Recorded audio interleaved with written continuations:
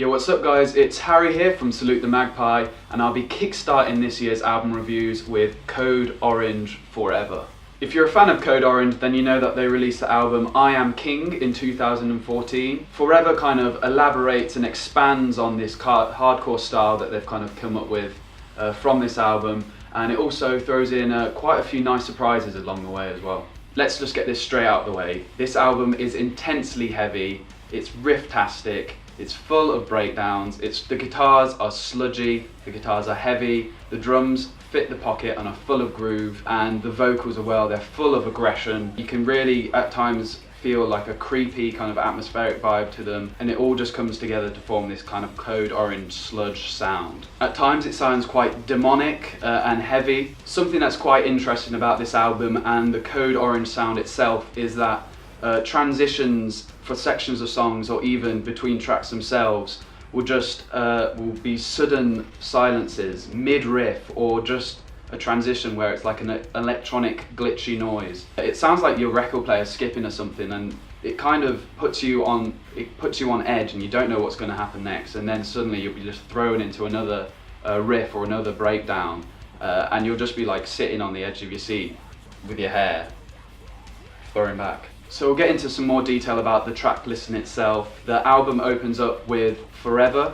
It has all the elements that I've just mentioned to kind of form the staple Code Orange sound. It's fast-paced, it's in your face, and it is just a pure behemoth of a track. In this track, and in a number of tracks actually, the guitars also employ this like scratchy harmonic sound, which really clash against the low-end chuggy guitar sounds. It's just kind of like that just throws you off guard. It's really cool. And then the track overall ends in a breakdown that's more brutal than the childhood of a girl with daddy issues. The next two tracks are Kill the Creator and Real, which kind of follow much of the same from the first track Forever, but just playing around with their sound a bit more and kind of the structure of the song. They're quite short songs. They're just all about getting in your face and really getting that like heavy presence across to you. We then get the track Bleeding in the Blur. Now this is the first surprise, and a wholly good surprise of the album. It just takes the whole sound of the band in a completely different direction. This track kind of has a post-hardcore grungy feel to it as well. It has clean vocals, which really shows off the versatility of some of the band members. The guitarist and vocalist Reba is the one who does the cleans on this track. It's just a completely different feel to the rest of the album. I mean, the chorus itself is huge, and it's even got a sing-along factor to it. I mean, from a heavy hardcore band, it's not usually you get those kind of moments within an album, so something to behold. We then move on to the latter half of the album, which kind of follows the same structure as the first three songs on the album. It's more hardcore, more breakdowns, more thrash in your face, but it definitely does not feel like repetitive. They don't have a singular front man or woman. They kind of all alternate doing their vocals. So this kind of is what keeps things interesting really. And they also play around a lot with the structures of the songs. There is no set like verse, chorus.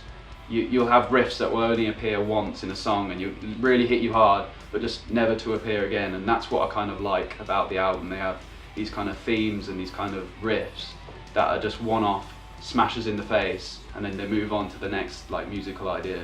Standout tracks on this second half are kind of The New Reality and The Mud, which are just heavy as fuck. Also the track Spy, which really has this kind of stoner metal groove to it, and the riff in there is really memorable. It pops up a few times and it'll have you like nodding your head away. It's a really nice track. The album then wraps up on another surprise and another kind of change in the band's sound and style. With the track Ugly, it kind of revisits that post-hardcore feel again, sounding a bit like Nirvana, but then it also still contains all the kind of chunky riffs that you've heard throughout the album, but it just kind of settles the mood down again. It's not as aggressive, it's not as powerful.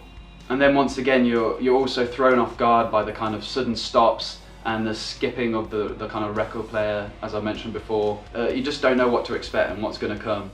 And then that kind of leads you on to the final two tracks, Hurt Goes On and Dream 2. With these tracks you kind of see the whole instrumentation pulled back a bit and stripped down quite bare.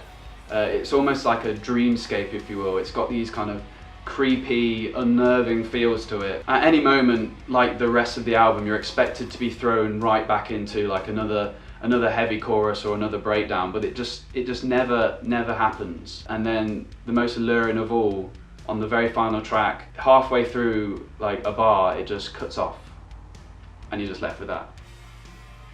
What the hell, guys, what were you thinking? But it's pure magic, it's beautiful, it is a really weird and interesting way to like round off the album. It's been a while since I've listened to an album all the way through and like felt this hyped after it. I mean, I haven't turned it off. It's making waves in its own music scene as well. I haven't seen a kind of bad review of it so far, and it's quite deserving of that, really. It's a really good piece of work. What I could describe this album as is being skull-fucked by a mace while Conor McGregor beats you up relentlessly. Then every now and then, he'll take your hand, stroke your hair, give you a little kiss on the cheek. Then he'll get straight back into it. And when you're lying there, bleeding on the floor, begging for death, he'll just spit on you and walk away. That's what the end of the album feels like. So if you're into that shit, go for it. But in all seriousness, I really want to get the point across that this is a fantastic album. It's an incredible album, and if you haven't already, get on it. So that's been some of my thoughts on Code Orange Forever. If this year's anything to be judged by this first release, we've got a big one to come. If you guys have listened to this album as well, let us know your thoughts in the comments below. Hit us up on Instagram, Facebook, Twitter, and subscribe where you need, and hit a like on this video. I've been Harry from Salute the Magpie, and I'll see you in the next one.